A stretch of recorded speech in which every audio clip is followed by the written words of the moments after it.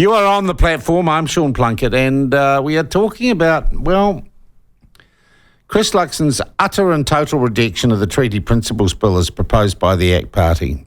And his clear announcement yesterday, he will kill it. There's nothing in it he likes, despite the fact that it promotes equality for all New Zealanders, the right of our government to govern, and the honouring of the provisions of the treaty as originally written. But none of that. He doesn't like any of that, Chris Luxon. And in fact, he might well go and meet with the hīkoi walkers to Parliament. It has provoked quite some reaction amongst, I would say, hitherto National Party supporters. And I would imagine it is being interestingly observed by a former leader of the National Party, former governor of the Reserve Bank, and now the leading light in Hobson's Pledge, an organisation which encourages and engages debate around treaty issues and issues of ethnicity and democracy in New Zealand. And Don Brash is his name. He joins us now. Don, how are you? Good morning, Sean. Very well, thank you. All right. I and many other people, well, not me, it doesn't matter what I think, but an awful lot of people very surprised at the utter rejection of the Treaty Principles Bill by Chris Luxon yesterday. Were you? Well, not surprised in one sense, in that he's made it pretty clear all along he doesn't like the bill and will vote against it at second reading. But when you look at the actual wording of what's proposed, it's hard to see how he can say that he's opposed to everything about it. Because the three principles outlined in that bill, as brought down to the House a couple of days ago, of two of those, I mean, how could he possibly object to them? And the first one says the government's got the right to rule. The third one says everyone's equal before the law. He cannot disagree with those propositions. No, surely. There's nothing about that he likes, he told me yesterday. Don. That's right. I mean, extraordinary statement. And either he hadn't read it properly or hadn't considered his answer carefully. But, I mean, to say that is a most amazing statement, and I think would do him and the National Party considerable damage. Yes. I mean, the polling shows clearly that most National Party supporters support this bill. Most New Zealand First Party voters support this bill.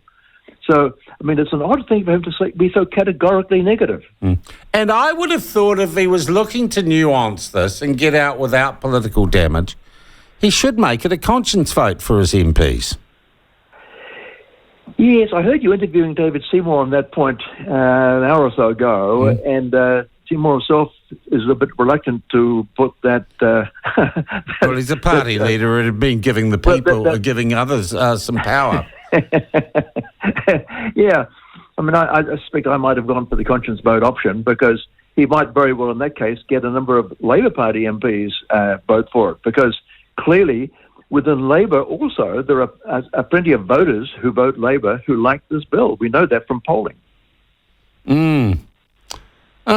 Don, do you think there is a danger that underneath it all, Chris Luxon is quite happy with the way the principles of the treaty can be moved and defined by non-elected judges and others? Do you think he just doesn't want to get involved in this and he's happy to leave things the way they are? I don't know the answer to that question, of course, but I mean, it is utterly reprehensible in my view that he's taking this very intransigent position on the bill. I mean, there are things to debate. I mean, Principle 2 of the bill, for example, is one which we ourselves have, we as in Hobson's Pledge, have some misgivings about. It basically says we all have equal rights except for those Maori, iwi or hapu who have got special rights given in a treaty settlement.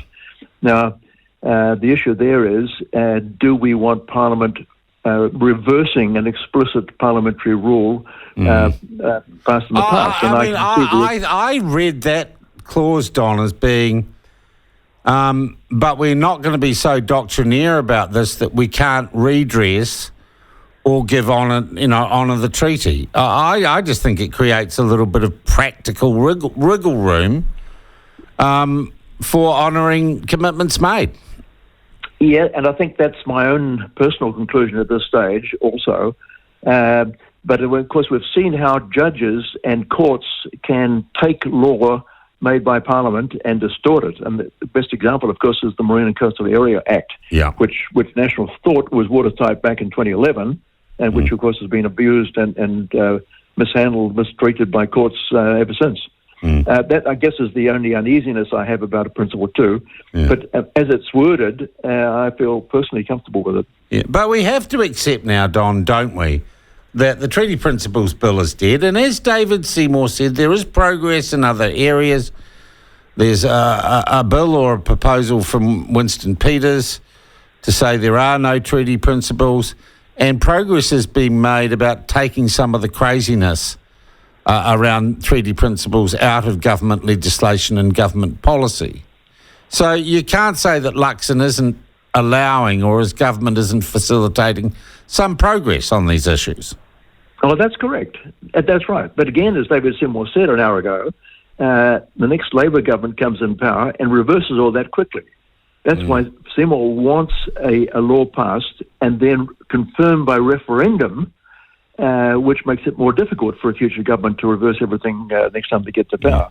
So, I mean, I think David Seymour accepts, I think, that he was not going to get this through Parliament in this parliamentary term, but I'm reasonably confident he will be campaigning on it for the next election. Yeah, well, I mean, Luxon was so dismissive. He said, there you go, you've had your public debate, now piss off. That was basically what he was saying yesterday. And I was shocked at the dismissive nature that he was showing yesterday. And I don't know if I mean, it's not the hardest question. It's not like, what is a woman, is it?